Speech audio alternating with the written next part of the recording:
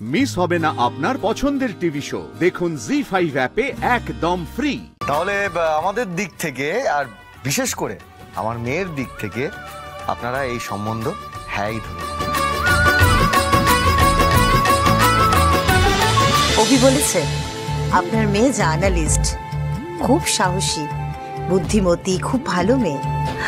আমি আপনার মেয়েকে আমার বৌমা করে নিয়ে যেতে চাই।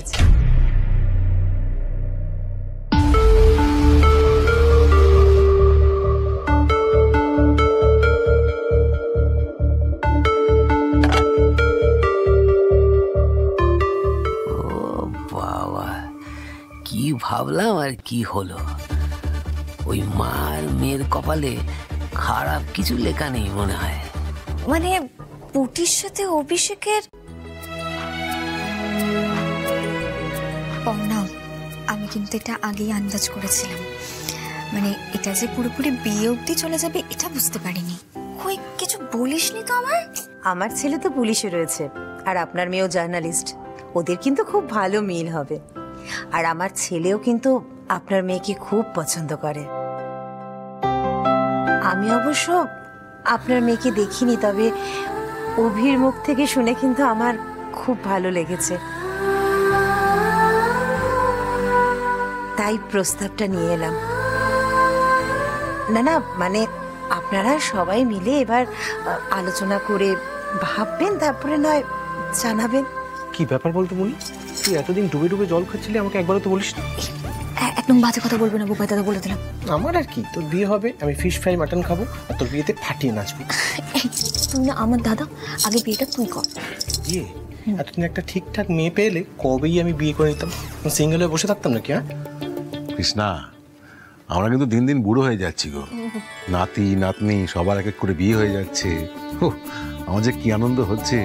আপনি যে এরকম একটা প্রস্তাব দিলেন এটা তো আমাদের কাছে পরম সৌভাগ্যের। আর সত্যি বলতে অভিষেকের মতন এমন একজন সৎ খাঁটি মানুষ যদি আমাদের মেয়ের জীবনসঙ্গী হয় তাহলে তো আমরা খুবই নিশ্চিন্ত হব।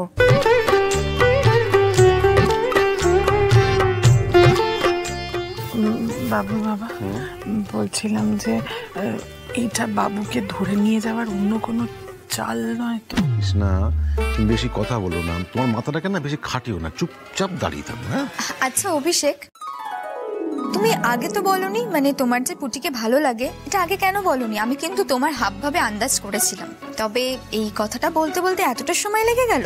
না মানে ওই বলছিলাম যে প্রতিবারই তো কাজের ব্যাপারে কথা হয়েছে, তাই ওই বলে উঠতে পারিনি। কি আক্কেল রে বাবা, সেজন্য ডিরেক্ট মাকে নিয়ে চলে এলো। উফ, আগে বলে আমি নিজেও একটু প্রিপেয়ার থাকতাম।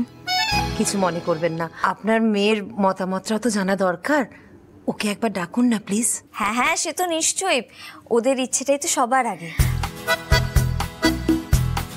তবে আমার যা মনে হচ্ছে, মানে আমি ওদের দুজনকে যতটুকু দেখেছি, পুটিরও কিন্তু আপনার ছেলেকে পছন্দই হবে।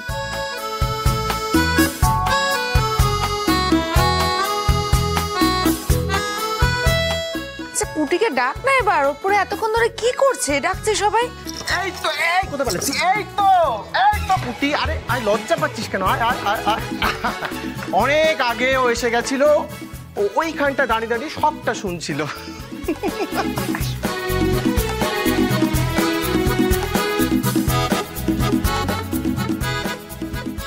আমার ছেলের পছন্দ আছে বলতে হবে।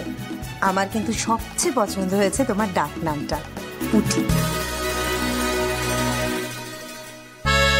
যেরম মিষ্টি মেয়ে সেরম মিষ্টি নাম। দিদি, তুই বরং বিয়ের কার্ডে পুটি নামটাই রাখিস। প্রণাব, আমরা কালই পুটির বিয়ের ব্যাপারে আলোচনা করছিলাম না? এখন তো দেখছি পুটি অলরেডি পাত্র নিজে থেকেই ঠিক করে রেখেছে। দেখো, ওদের দুজনের কতটা বন্ধুত্ব আছে সেটা তো ঠিক জানি না, তবে পুটির চোখ মুখ দেখে মনে হচ্ছে পুটি কিন্তু ওকে পছন্দ করে। থাক থাক থাক। কিরে অভি, তুই যে বলেছিলিস খুব ঝগড়া করে,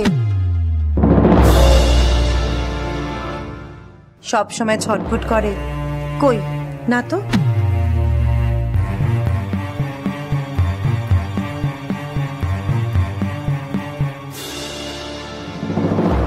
শান্ত মেয়ে আমার। উফ, মানা যে কি করে, উফ, পারি না একে নিয়ে। আমাকে ছোকরুটে বলা হয়েছে তো, সময় আসুক এর উত্তর আমি ঠিক দেব। ও মা, তুমি কি যে বলো না। তুমি এদিকে এসো তো, বসো বসো।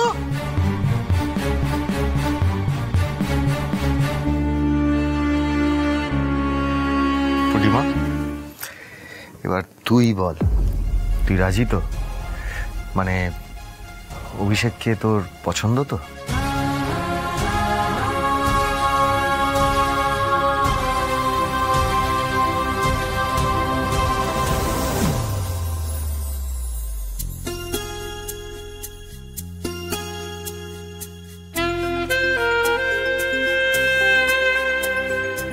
মৌনং সম্মতি লক্ষণম। পুটি মুখ টিপে হাসছে, তার মানে ওর পছন্দ হয়েছে। আমি আগেই বলেছিলাম পুটি, এবার কিন্তু আর আপনি আগে বলা যাবে না, তাই তো?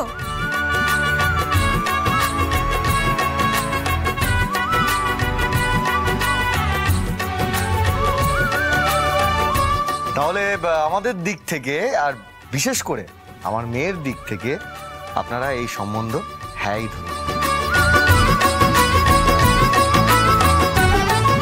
সত্যি এত ভালো একটা খবর মিষ্টি মুখ না করে কিন্তু আমি ছাড়ছি না। আমি এক্ষুনি চা জল খাবার করে আনছি, খাবেন তবে যাবেন। দাঁড়ান দাঁড়ান,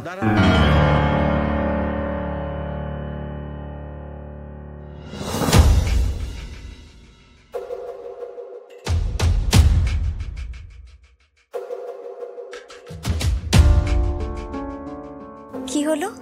দেখুন, আপনাদের সবাইকে আমি চিনি, জানি, আর পুলিশে কাজ করার সুবাদে আমি খোঁজ খবরও রাখি, কিন্তু আপনারা হয়তো আমার ব্যাপারে সবটা জানেন না।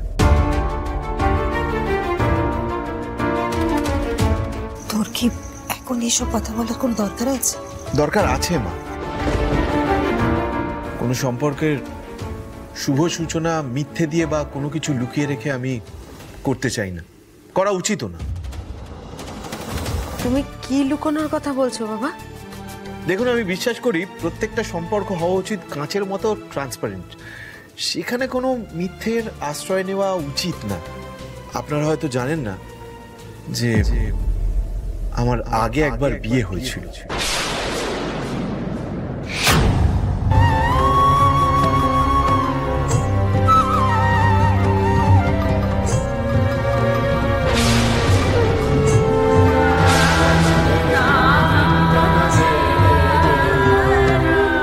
আগে বিয়ে হয়েছিল?